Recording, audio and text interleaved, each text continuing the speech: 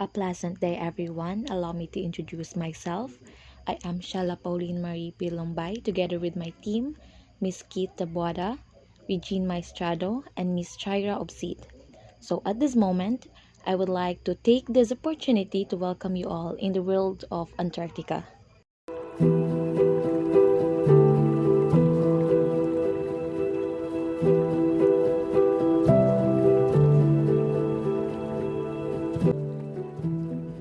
Antarctica is a unique continent that it does not have a native human population. The continent of Antarctica makes up most of the Antarctic region.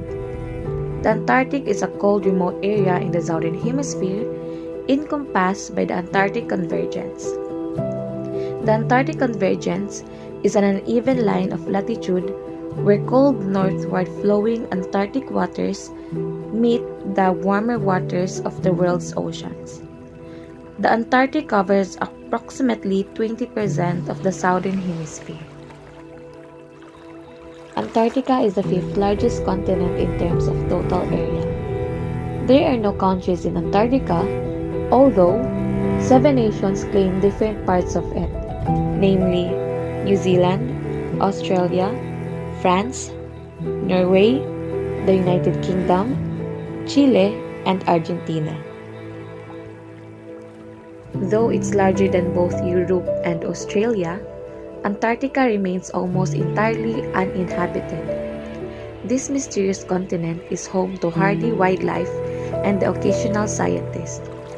But most of the region remains completely enigmatic, but with advancement in science, we're slowly learning more about this frozen continent. Today, we are exploring interesting facts about Antarctica.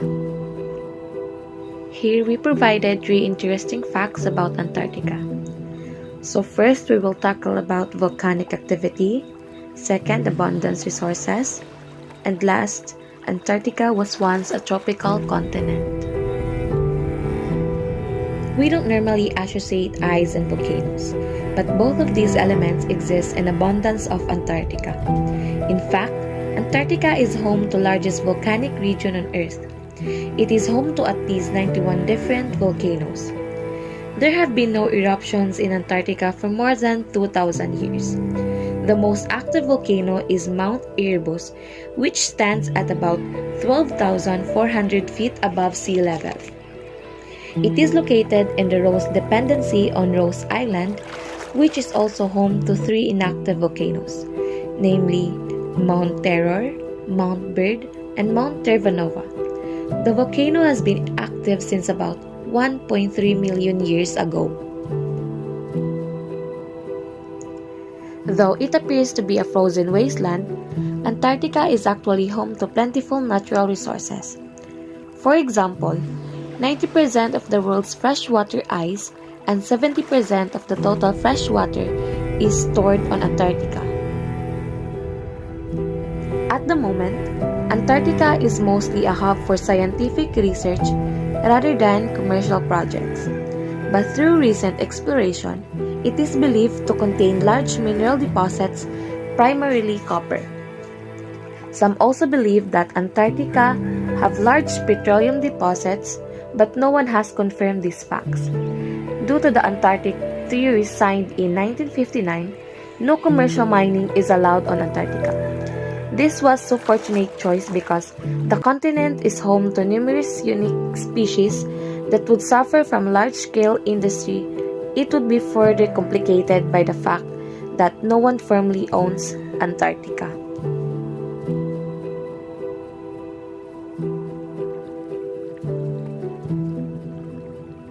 But would you believe that Antarctica was once home to a tropical climate? In fact, for most of the past 100 million years, whose South Pole was a tropical paradise. It was a greeny, beautiful place, said Professor Jane Frances of Leeds University School of Earth and Environment. Lots of furry mammals, including opossums and beavers, live there. It is stated the weather was tropical. It is only in the recent geological past that it got so cold. The study also underlined the extreme contrast between modern and past climate conditions in Antarctica. and the extent of global warming during periods of elevated carbon dioxide levels in the atmosphere. The exceptionally warm period, 55 to 48 million years ago, was the warmest era in the Earth's history.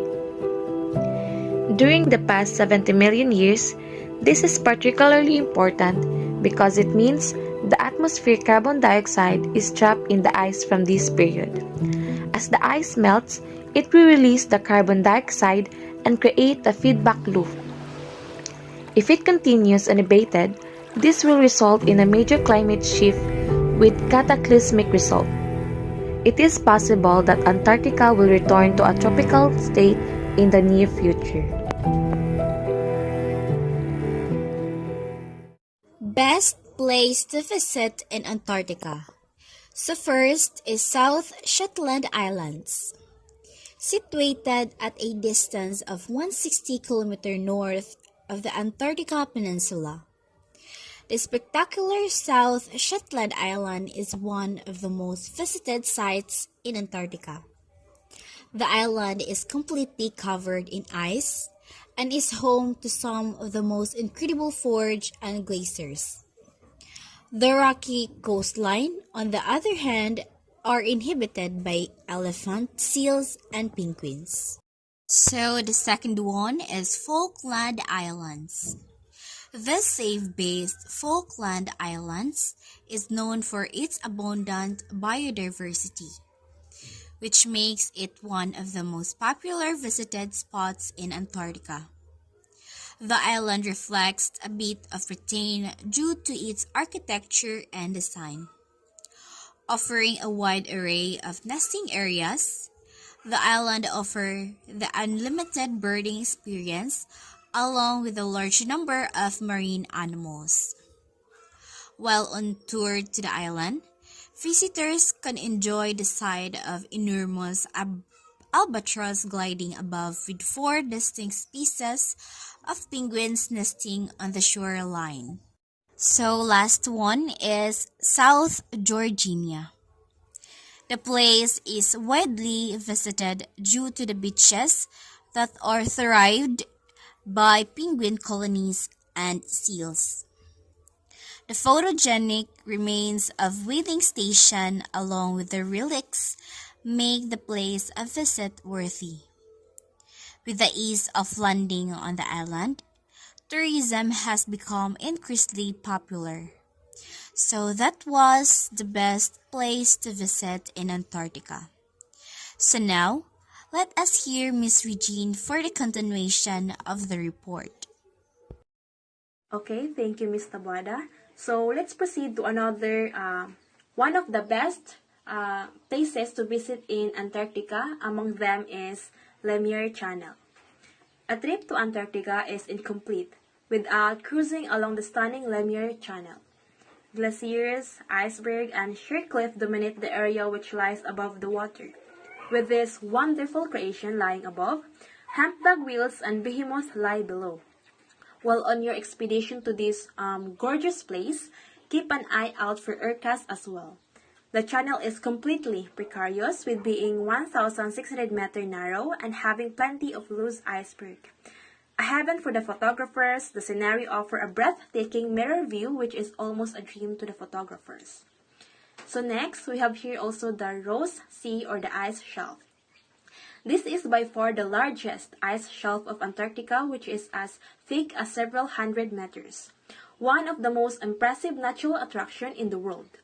The largest floating body of ice is indeed a threat to the ice. An active volcano, Mount Erebus, is situated at an altitude of 3,794 meters, is found on the Ross Island. The region is thrived by a large array of penguins, colossal glaciers, and several historical sites. Making way for being a popular tourist spot in Antarctica, the ice floats while covering a large southern portion of Ross Sea with the entire island located in the west of the Ross Sea. So the last one is Antarctic Peninsula. This is the northernmost part of Antarctica and is home to a large array of polar wildlife. It comprises iceberg-strewn waterways along with narrow passages which are frequented by expedition, cruises with landings made on natural harbors and outlying islands of the Antarctic Peninsula. The migration season offers varied opportunities to spot mink, humpback, and killer whales at closer proximity. That's all. Thank you. Hello, I'm Chaira Obsid. So first, I'm gonna tackle about science and exploration.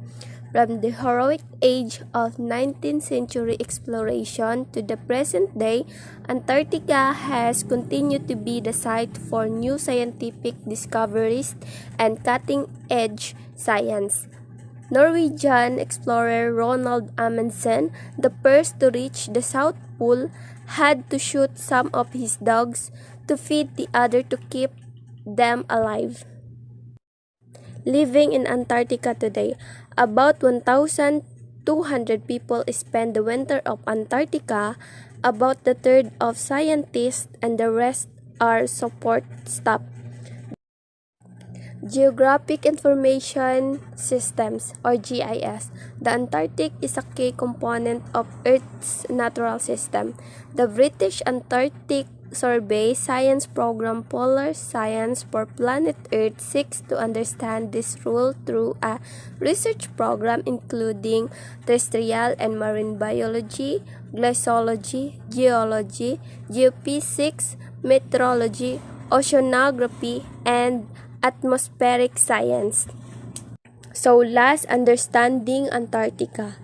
As well as the British Antarctic Survey, the Scott Polar Research Institute, and the UK Antarctic Heritage Trust, scientists from many other nations also work in Antarctica, whilst continuing to push the boundaries of new scientific research. They also work to preserve the legacy of historic Antarctic exploration, such as the conservation of huts used by early 20th century expedition led by Scott and Shackleton.